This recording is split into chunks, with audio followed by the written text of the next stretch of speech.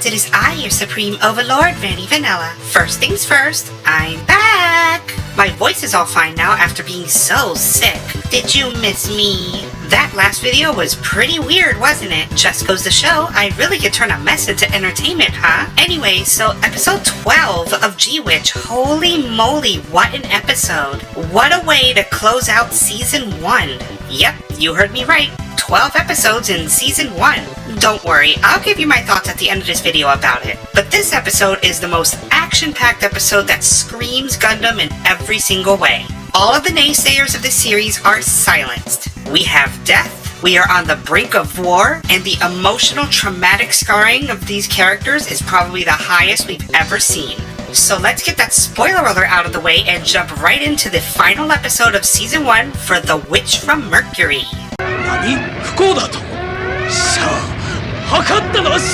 So we continue where we left off with Suletta and Sophie. God, I can't wait for that Snaggletooth to get what's coming to her. After some banter, Sophie fires on Suletta, telling her to get into the aerial or she will die. Of course, neither can hear each other. It's just for dramatic effect. We then see Lady Prospera in the Aerial's hangar. She is adamant on sending the Aerial into battle despite not knowing the safety of Suletta and the others. Lady Prospera knows that Suletta will come to the Aerial. This modified Aerial will be in action by the end of this episode. Our plucky Earthians of Gundam are realizing the predicament they're in. With a B1 emergency, this is war, and they're thrown right into the middle of it. The terrorists of the Dawn of Fold aim at the bridges of the docked ships. Vim shows up on one of the ships and orders them to send out Delanzas to fight. He demands a Delanza to be paired for himself immediately. Vim is a former soldier after all, but I am surprised by this move. I sure hope nothing bad happens when a CEO of a major company goes out to fight a bunch of terrorists. How foreshadowing. As the Dawn of Fold members rendezvous, they get word that Dominicus has launched their mobile suits for Biguir Pentes. Oh, Dominicus? They're like these specialized witch hunters. Just think of them as like the Titans, but without as much political power. Sophie arrives late to the rendezvous and is ordered to handle the Dominicus mobile suits. After a brief protest, she breaks off and engages with them. The plant's garrison forces, which are a bunch of demi-garrisons, launch to engage the Dawn of Fold. See? This is war, the conflict that we've all been craving for. Meanwhile, Murina is seen trying to make her way to the control center so she can open the closed bulkhead doors. As the elevator opens, she runs into her father, who is also trying to escape. He asks her why she isn't in a normal suit, and of course, in typical Murina fashion, she has something to say. She asks why not worry about her daughter first. Well, yes, that's why he asked why aren't you in a normal suit. We return to the battle as Sophie takes on the Dominicus. She immediately raises the permit score to 2. One by one, she begins to take them out. Once Dominicus realizes it's a Gundam, they plan on using the antidote attack. Sophie is pinned against the wall, and the Biguir Pentes activate the antidote, which disables the Gundam. Just as the killing blow was about to be struck, Sophie then raises the permit score to 4 and reactivates her Gundam. Her body is struggling to keep up with the permit score, but she is as sadistic as ever. She completely obliterates the Biguir Pente and inadvertently causes an explosion on the other side of the wall where Murina and Delling were. You can tell the Dominicus pilots are starting to panic. Their trump card, the antidote, was not working and Sophie kills another pilot. The last Dominicus pilot is turned into mincemeat and Sophie sheds a little light on the antidote. It only works to permit score 3. So here's an interesting bit of information. The Desultors are using physical ammunition. This explains why there's so much beam weaponry in this universe. Apparently by treaty, it's forbidden to use them because of pollution? I mean, I guess it makes sense. Though I feel like you've got a lot more to worry about than some bullets being scattered around in space. Norea then replied to the dead pilot by saying that Spacians polluted Earth and left. The mystery of what exactly happened on Earth will hopefully be explained in Season 2. Norea continues to eliminate the demi-garrisons one by one. More Dawn of Fold mobile suits are launched as they're starting to be crunched on time. Any moment now, the cavalry of Benneric group ships will be arriving. Back to Suletta, she is taking an evacuation passage to Hangar 78, where Lady Prospera and the Aerial wait for her. She is determined to rescue Murina, who was just waking up from that blast from earlier. She opens her eyes and sees something shocking. Her father, who she hates so much, shielded her from the blast and was impaled with debris in his back. Murina really twisted the image of Delling. Now, granted, the whole duel and you win my daughter thing was weird, and there really hasn't been much of an explanation as to why that's a thing, but one thing is for sure, Delling really is caring. It's just in his own weird poker face sort of way. Delling then brings up Miorina's mother. He tells her that if anything happened to them, at least one would have to escape. Miorina asks why didn't they both escape, but Delling gave no answer. Again, this is another one of those loose ends that I hope get resolved in season 2. We know Miorina's mom died, and apparently there was some sort of escape involving her and Delling, but what we don't know are the circumstances. We return to the Dawnful Desultors as they are approaching Planketta. They breach into the base and detach their backpacks. Inside each backpack are 8 armed terrorists. They are clearly there to find and kill Delling along with anyone else that they run into. Very reminiscent of the prologue episode when Cathedra infiltrated Folkvagner. The Desultors continue their attack on docked ships, and it's only a matter of time until they make it to the Earthians and the Gundam ship. Ohello watched in horror at the battle and questioned how anyone could do this. They are all in fear, and rightfully so. They're essentially just high school students in the middle of an attack. Even the Leak is over here having a panic attack. I mean, just look at her. As Norea kills another demi-garrison, she looms in the distance at the Gundam ship. Everyone but Nika runs out of the bridge. Just as Norea was about to fire upon the ship, Nika uses a signal lamp to communicate to the Gundam. Realizing someone on the ship is an ally, Norea leaves the area. Nika seemingly dodged a bullet for her and everyone else, but Martin saw the whole thing.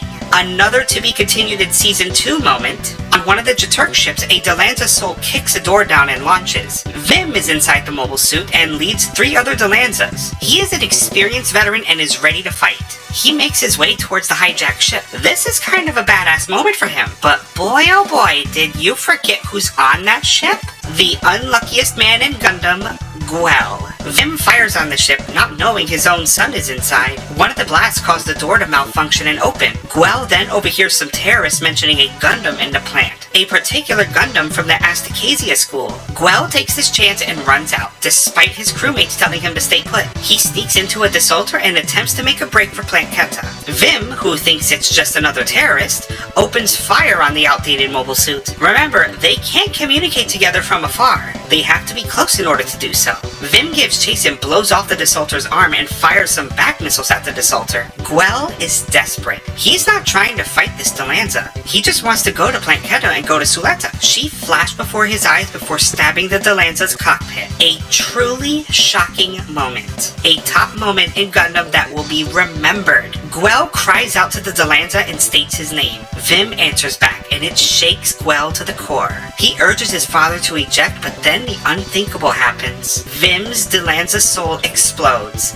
and Guel can do nothing but watch and scream in terror. I'm telling you, outside of Uso, I don't think we've had a Gundam character go through this much bad luck and trauma. Please comment below if you can think of anyone else. We keep asking ourselves if he was going to go the Jared Mesa route or the Patrick Colasauer route, but Guel has carved his own path. He is on his own route of bad luck. It's going to be very interesting to see how this moment will shape him in Season 2. Back in Hangar 78, Suletta finally makes it, but the terrorists are already inside looking for Delling and any survivors. They report to Naji that they found the aerial, and Sophie immediately zooms to their location. As the terrorists agree to secure the aerial, Suletta makes a noise and alerts them. They begin to close in on her, but Lady Prospera and Godoy save the day by killing them. This is the first time someone has ever been killed in front of Suletta, at least that we've seen. She is traumatized by a dead body just a few feet away from her. Lady Prospera says that if she didn't do it, they would have killed her, and she's right. This isn't some duel like at school. Just look at the crazed eyes in Suletta. Her already fragile mindset is shell-shocked. But Lady Prospera has a way with words, especially with her daughter. This is very interesting and has sparked many theories, including a Winter Soldier type scenario for Suletta. We keep hearing the move forward quote all throughout the series, but we hear Lady Prospera say it to Suletta, and a small flash in Suletta's eyes may show some kind of mind control trigger phrase. When Suletta rises to her feet, she has a strange look in her face before becoming happy-go-lucky as always. The mystery of Suletta continues on into Season 2. I really haven't been this curious about a main Gundam protag in a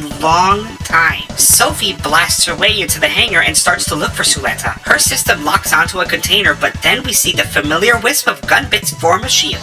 As the smoke clears, say hello to Gundam Aerial Rebuild. Tacky name, but we'll go with it. Suletta is serious and is ready to fight Sophie.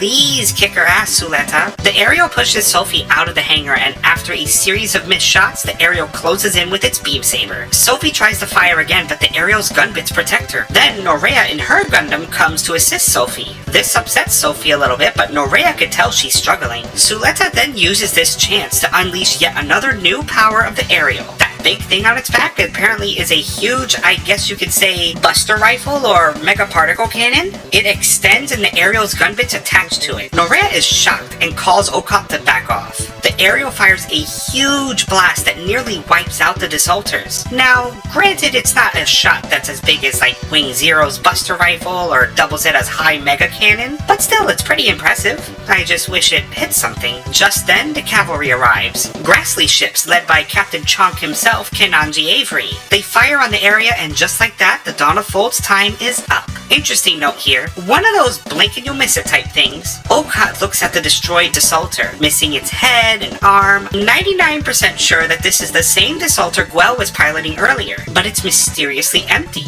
This is very reminiscent to Quattro Vagina magically disappearing from the Hyakushiki. So where could Guel have gone? Guess we find out in Season 2.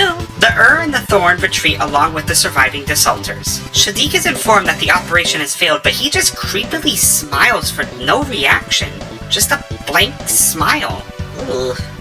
I used to think he was cute, but now he's just looking weird. Is he hiding the pain inside? Is that what it is? So Suletta activates Permit Score 6, which I can only assume because it does the weird new Gundam thing, and then she finds Miorine and goes off to rescue her. Now here you'll think that the episode is over, and if you turned it off, you're gonna miss something huge. We get a stinger at the end of this episode, and it is a good one. Miorine is pushing Delling on a hover stretcher. She is determined to save him not because it's her father, but rather to curse at him at night while he rests in a hospital bed. I'm convinced this is just her love language. Suddenly, the last remaining Dawn of Fold terrorist aims his rifle at them. Stranded and not able to make it to Earth, he will take Delling down with him. All seems lost for Miorine until the aerial bursts through the wall. What happens next is something that will live forever in Gundam history. Miorine-san!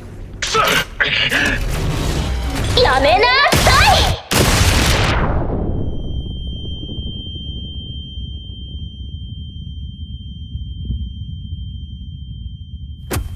The absolute shock on Miorine's face is priceless. Suletta literally smacks the guy into a bloody pancake. She stumbles and bumbles her way down the aerial into a pool of the man's bloody remains, then extends a bloody hand to Miorine and smiles like nothing is going on. Miorine can't believe her eyes that Suletta has this kind of reaction after killing someone. Before the episode ends, Miorine calls Suletta a murderer. Holy shit, comrades.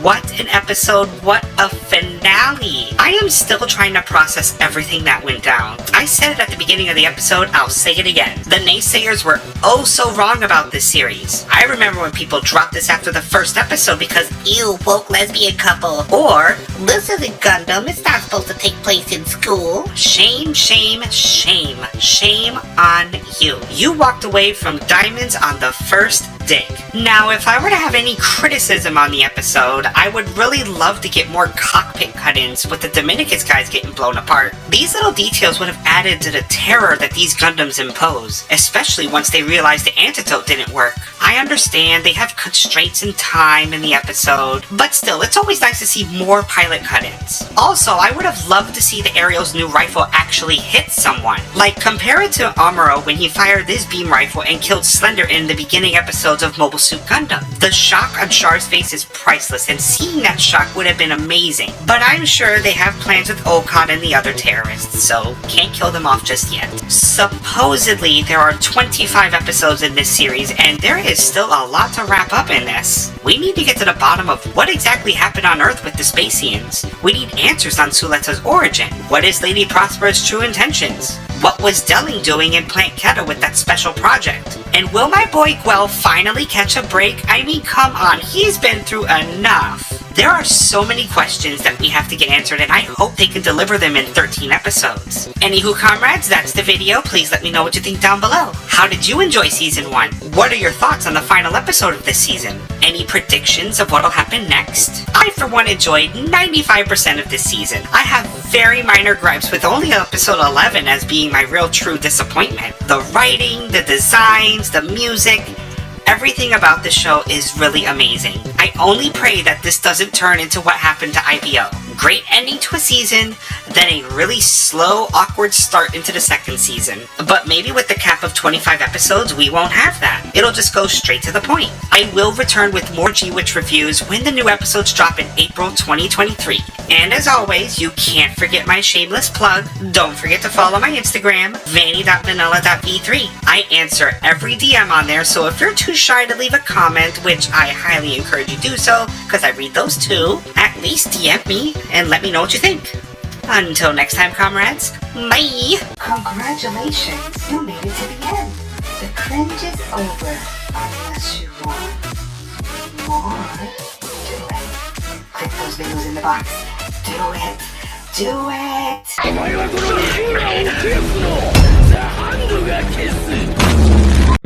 2 full meals, $5.99 each. Whopper Royal Crispy, 2 fries, 2 drinks. Double them up or mix it.